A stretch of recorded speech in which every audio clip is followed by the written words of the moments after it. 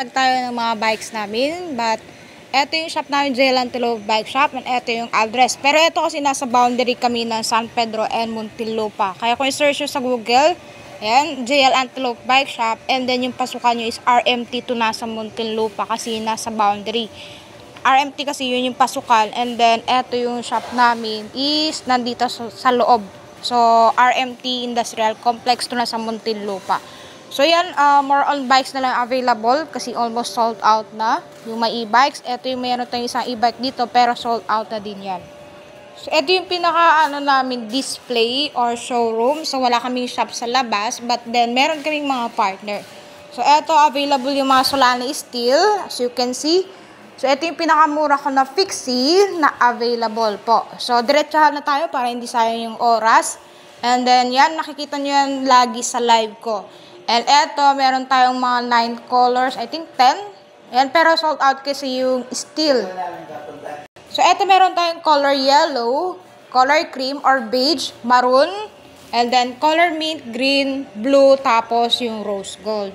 So ayan po yung ayan yung tamang kulay niya or nakuha ko yung saktong kulay. And meron din tayong color white, tapos color black. So, eto naman yung kulay white. Ayan, as you can see, medyo malayo tayo para makita nyo yung kabuuan itsura niya. So, white rim, white tire yung sa harapan, and then black naman sa likod. So, kumbaga, yan talaga yung design niya. Walang iba. Actually, nagpapalit kami ng design. Pero kung ano yung available na nasa video ko, yun po yung itsura na mabibili ninyo. So, eto yung color white, and then color mint green. So, size nga pala ng Solana Fixie Steel is size 56 top tube and then 53 cm naman yung seat tube po. So, eto siya, 53 cm. So, meron din tayong color black and meron tayong color black dito sa gilid. And so, medyo sumabit siya. Ayan yung color black naman. So, medyo dikit-dikit. Sa black, ayan, kabaliktaran lang yung kulay white. So, eto siya. Black yung sa harapan and then white sa likod. So, same size pa rin, 700 by 23C yung gulong natin. Sa rim is 40 mm. And 40 mm, meron siyang brake line. So, eto 700 by 23 ha. So, pwede kayong mag-upgrade dyan ng 25 to 28C.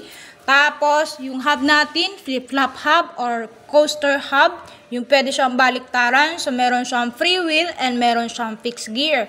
So, lahat ng mga fixie namin nakaset up ng free wheel para maiwasan yung yung pag-loose thread ng lock ring during shipment. So, more on online kasi kami kaya nilipat namin sa free wheel para maiwasan yung loose thread sa lock ring. So, gumagalaw kasi yung lock ring kapag nabiyahe siya. Kasi hindi maiwasan na gagalaw yan.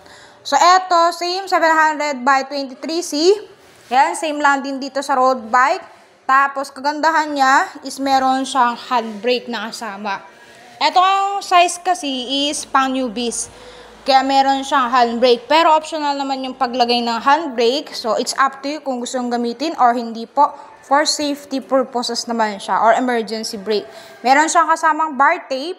So, eto color black po. And then yan, yung headset natin, size 34mm pag sa bakal. Eto, yung fork 700C. Tapos dito, 56 top tube and then 53cm seat tube po.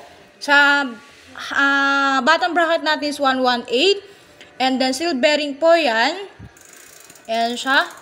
So, ratio nito is 44, 18, 18. Ito naman yung pedal, plastic po yan. So, wala siyang butas, hindi siya naka-ready for strap po. So, kung gusto mag-strap, pwede nyo palitan ng pedal. So, meron siyang lagayan ng water bottle. Pwede nyo namang lagyan, pwede rin hindi. Tapos, dito, ayan siya, naka-nut po. So, hindi siya yung quick release.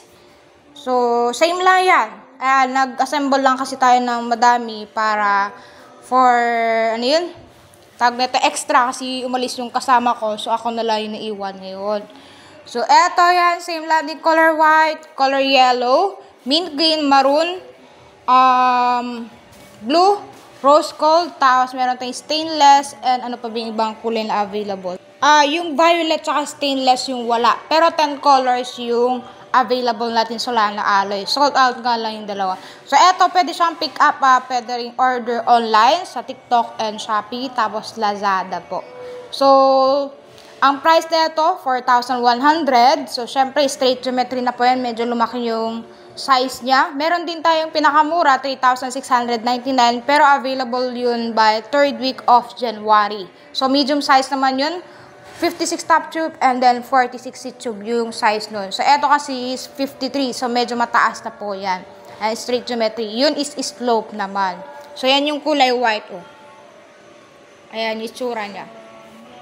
Pangalawa sa pinakamura is yung Solana alloy. So, wala tayong sample dito kasi nga almost sold out yun. Ito nga pala yung isa pa. Yung Solana na steel. Yung isa kasi is violet. Ito para siyang magenta. Yung kulay. So, medyo light yung pagka-violet. Medyo matingkad nga lang. Yung isa naman is medyo, ano yun? Medyo patay na pagka-violet. Pero, dalawa yung pagpilian nyo dyan. Yung magenta or yung violet. So, eto, since wala yung Solana alloy, meron tayong Solana alloy na fixie, si Solana Rangers, tapos Solana S300. Ang available natin dito na alloy na pinakamura is yung Solana Road Bike. Eto yung sample natin, yan yung Road Bike color red, color green, color blue, color black, and color white. Kaso, yung black and white is sold out na. So, available is color red and color blue po. Color green, sold out na rin. Pero ito yung sample natin since meron naman tayong restock by next month or this month siguro possible. So, as you can see, ito yung kaibahan ng new model natin sa Solana Road Bike. Yung straight geometry and then naka-disc brake po yan. Yung isa naman is slope. Ayan, and naka-caliper rim brake. So, yan yung kinakaibahan nila. Mas tumaas yung frame size na ito compared dun sa una. Ayan, so same pa rin yung gulong, 700 by 23 and then 40 mm. Meron siyang brake line. Tapos dito, 3 by 7 speed. Ang alloy dyan is yung frame, rim, tapos yung stem. Other parts still po since budget bikes po yan. So, same lang yung dito sa unang model natin. Ayan, so ang price na ito is 5,399, yung isa naman is 5,299. Thumb shifter yung gamit natin. So, ayan siya. And then, syempre, dito yung prenohan. Ayan. So, naka-quick release na din yung seat clamp. Size ng seat post is 27.2. Sa mga bakal natin ng mga fixie, 25.4. So, eto naka-J-Lab na din yung upuan. Plus, eto, ang haba ng drop bar is 380 mm. Tapos yung clamping niya is 25.4. Haba na ito, I think nasa 70 mm ata yung stem natin. Headset, 44 mm. Sa mga alloy natin is 44. Sa mga bakal is 34 naman. So, alloy, 44. Steel is 34 mm. Same size sa fork, 700C. And eto, naka-disc brake po yan. Mechanical, hindi pwedeng anuhan ng hydraulic kasi hindi naman siya mountain bike. Though meron naman naka-hydraulic na road bike, pero rare siya or mga baga bihira lang. So, eto 5,299, eto is 5,399.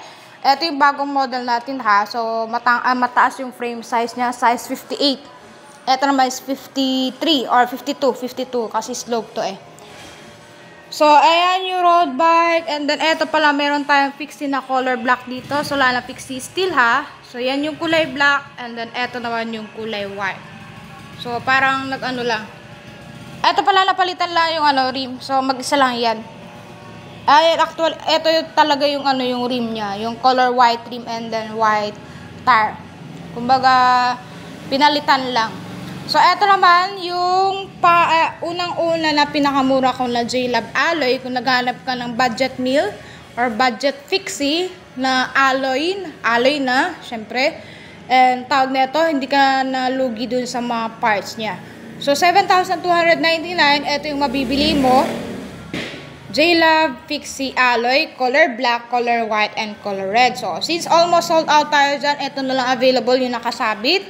So, antayin nyo na lang mga second week or third week, magre-restock tayo dyan. So, eto.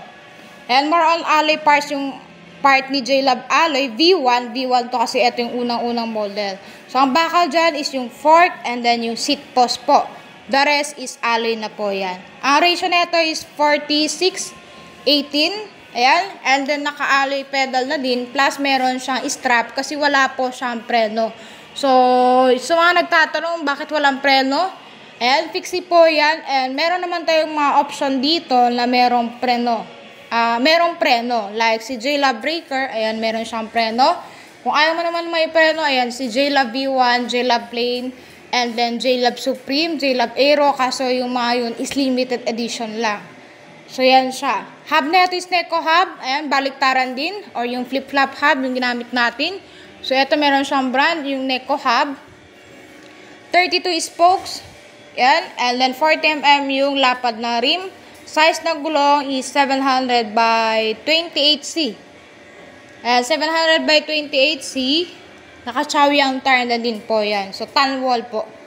So, sa crank naman alloy po. Ayan, naka-Shunyu. And then, yan, flip-flop hub or yung pwedeng baliktarin. So, naka-set up tayo ng free wheel. Pero, eto, binaliktad lang namin ng fixed gear. So, it's up to you. Baga sa mga newbies kasi namin, mas nire-recommend ko yung free wheel muna. Pag sanay ka na, then saka ka mag-fixed gear para hindi manibago yung legs mo sa pagpedal. So, yan ito yung J-Love V1, dalawa yung bakal dyan, yung fork, and then yung seat post, the rest is alloy na. Price na ito is 7,299, and pangalawa sa pinakamura is yung J-Love Plain. So, dun sa mga ayaw ng may brand, sa frame, or yung may sticker, meron tayong J-Love Plain dito, ayan yung itsura niya. As in, plain lang talaga. Plain color. Meron tayong color white and color black. Limited edition lang din yan. So, pag naubos to, wala nang kasunod. So, ito lang talaga yung mariretain natin na design. Si J-Love V1. Eto, kaya siya mas mahal. Ayan, kasi alloy na yung seat post na ito. Kumbaga dito sa J-Love V1, bakal yung seat post. Ito is alloy yung seat post. So, yan yung tibahan nila. Ayan. Ito yung seat post ng alloy ha. And then, eto naman yung bakal, yung straight lang talaga. So, price is 7,499. So, parang 200 lang yung kaibahan. Parang 199. So, almost all alloy na. Bakal na lang is for fork. And siya. So, wala kaming full alloy kasi budget meal po. And, tawag nito, hindi na kayo lugi dyan. Promise alloy, tapos super gaan din yan. And then, more on mga parts, hindi naman siya yung, tawag nito, yung mumurahin. Tapos, eto naman yung 87 si J-Love Breaker. So, size pala nito is size 56 top tube and then 54 seat tube po. Straight geometry. So, good siya sa mga 5'5 pataas. Basta yung mga tangkad kasi wala din preno yan. So, para yan sa mga slide na. Pero kung gusto mo naman, meron tayong fixie dito na meron na siyang kasamang handbrake. Ayan, yung handbrake is optional yung paglagay. As you can see, para siyang road bike. Kung titingnan mo. Pero hindi po yan road bike. Ayan, so eto na lang naiwan yung color yellow kasi sold out na yung kulay black and white. Sabi ko nga, yung mga J-Love alloy natin na bagong labas is more on limited edition po. Ang mariretain lang is eto. So yan, yellow na lang available. So parehas lang din yung specs nila. Eto nga lang, mas maliit yung size niya. Size 50 cm yung seat tube. So kung papansin mo, medyo maliit konti yung yung J-Love Breaker. So, para yan sa mga pwede yan sa mga 5 feet, 5'2", ganyan. I-adjustable naman yung seat post natin. So, para sa combination ni J-Love Supreme and J-Love Aero po. So, last stocks, ayan, color yellow. Tapos, tawag na ito, more on alloy parts na din. Ang bakal na lang dyan is yung fork po. Tapos, yan, sabi ko, optional yung paglagay ng brake. So, meron siyang brake kasi harap and likod, plus meron siyang strap na din. Yung stand, it's up to you kung gusto gamitin or hindi. Optional lang din yung paggamit. And then, eto yung pinakamahal ko na fixie sa lahat, si J-Love Tri-Spoke. Freestyle fixie po yan. So, yan yung naiikot 360 yung gulong niya kasi pang tricks po yan. So, syempre, pang tricks, ayan, marami kang pwedeng gawin dyan. Ang frame naman neto is chromoly steel. So, parang combination yan ng chromium and then molybdenum. Pag pinaghalo yan is mas matibay na klase ng bakal. So, usually yan yung ginagamit sa mga bike na kailangan ng durability. Kasi nga, syempre, pang tricks to. So, medyo may kabigatan siya. Pero, eto kasi, hindi kasi pwede ang alloy pagdating sa mano. Though, pwede ang alloy. Yun nga lang kasi is mas applicable ang chromium or yung mga bakal kung magtutricks kayo. Kasi nga, syempre, medyo yung force or yung weight mo, ayan, kailangan yung stable talaga or durable na klase ng bakal. Pwede rin naman ordinary, kaso mabigat yung ordinary na bakal. Eto, medyo may kabigatan siya, pero hindi siya ganoon kabigat. And then matibay po. So, hindi siya basta-basta na klase ng bakal. Yan siya. So, syempre, mas mahal yan kasi naka-tri-spoke. Ang tri-spoke pala is nasa 3,000 to 4,000. Eto is whole bike. So, price nito is 9,000 plus. And eto, pwede nyo palitan ng drop bar if wantin nyo mag-drop bar. So, yan yung prenuhan niya. Yan. So, based din sa mga buyer ko is para siyang BMX style dati kasi ganyan yung prenuhan. So, meron siyang preno harap sa rear pala, sa likod. And then, meron din siyang strap na kasama. So, same lang. Ito lang na iba. Ayun yung front wheel natin, tri-spoke. And then, sa likod is spokes po. So, yan. Tag na ito. Mountain bike. Ay, meron pala tayo dito. Si J-Love Classic. So, kung naghanap ka din naman ng naka-bullhorn, and more on alloy na yung parts. Ito yung pinaka-magaan ko na fixie. Si J-Love Classic. Kung tatanggalin mo yung preno ha, kasi syempre dagdag kilo din yung prenohan niya.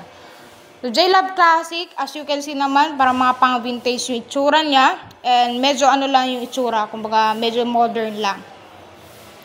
Parang Japan style. Kaso nga lang mas lang sa mga kabataan ngayon, mas pasok yung style niya sa mga kabataan. So, eto, 4618, and then 56 top tube, 54 seat tube, and then more on alloy parts, ang bakal na lang is yung fork po. Yung brake, optional ang paglagay. Eto, pwede rin palitan ng drop bar or wide bar, it's up to you. Stem, yung ginamit is kill stem. Ayan, so, eto, alloy na din yan ha. Yung yung lever natin. Tapos, eto, pati to. Ayan, so, eto lang yung naiba yung rim. Stainless, alloy. Alloy, pero eto puti yung hub niya. Halos lahat kasi mga hub natin sa mga J-Love alloys color red na Neko hub. Eto naman is Neko hub na color white. So, spokes na ito 32. Ayan, kasi nga classic po yan. Mountain bike, if naghanap ka naman ng mountain bike na medyo pasok sa budget mo, pero alloy frame, eto sula na mountain bike, size 27.5, 1/9 speed. And then, tatlo yung kulay pagpilian mo dyan. Ito yung color green, color red, and yung color gray. So, naka-chow yan din. Naka-compass biligot yung gulong neto. And siya, 27.5 by 1.90. Ay, 2.10 pala. Sorry. So, ayan siya, Naka-mechanical to. So, ang price niya is 5,850. Meron naman tayong mountain bike size 29. Ayan. So, meron tayong color pink and color red po. Sa color pink, eto na lang available mechanical. Plus, eto yung hydraulic na isa. Yan yung mechanical natin. So, 5,950 mechanical brake. 6,950 naman sa hydraulic brake. Ayan, so yung mga natin papel. Tapos, eto lang available na stocks natin. So, konti na lang. Ito naman yung mga pouch. Ayan yung mga parts natin. So, more on online tayo. So, pwede kang bumili sa online, sa TikTok, Shopee, and Lazada. Ayan siya. So, may mga parts tayo. Drop bar, pedal, strap. So, eto naman yung itsura ng mga nakabalot. Ayan. So, eto kasi ready for delivery. So, yan siya nakatenga dito. Kasi nga, pipick upin na lang mamaya. Kumbaga, natin na lang yung truck. So, yan siya. So, yung date na yun is January 2. Natenggaan tayo kahapon kasi walang pick up yung GMD. So, mga nagtatanong bakit na pare-parehas yung picture ko. Kasi dito talaga yung lagayan namin ng mga 4 pick up para hindi nakahiwalay siya. So, almost same espace lang and same lang din yung sakyan na ginagamit, JNT, syempre. So, almost pare-parehas lang yung picture ko everyday. So, dito lang talaga. And then, ito naman yung tsura niya pag hindi nakabalot. Yan, sample natin. So, bali ganyan siya, pre-assemble siya, 80% assembled by factory and then 20%. So, eto siya pre-assembled, ibig sabihin 80% assembled by factory and 20% kayo mag-assemble. So, ano yung makakabit nyo dyan? Yung front wheel, yung pedal, upuan, yung stand, tsaka yung drop bar po. So, meron tayong mga tutorial dyan, paano mag-assemble, andito sa TikTok ko, so check nyo na lang yun. Actually, madami na ako ni-upload na videos dyan for sample po. So, if meron naman concern, message me na lang sa TikTok, Shopee, and Lazada, and dito sa page, plus dito sa YouTube po. So, send me message with picture and video para mas madali ko kayo i-assist doon. If no picture and then with concern, hindi ko kayo masasagot. So, mas maybe meron kayong picture po or video. So, eto. And yung tsura natin. So, eto na lang naiwan. And 1 week, 2 weeks, 2 weeks pala. Pangalawang week yung week. I-stocks natin. So, mabilis lang maubos. Yan, thank you and God bless. Ride safe palagi and Happy New Year po.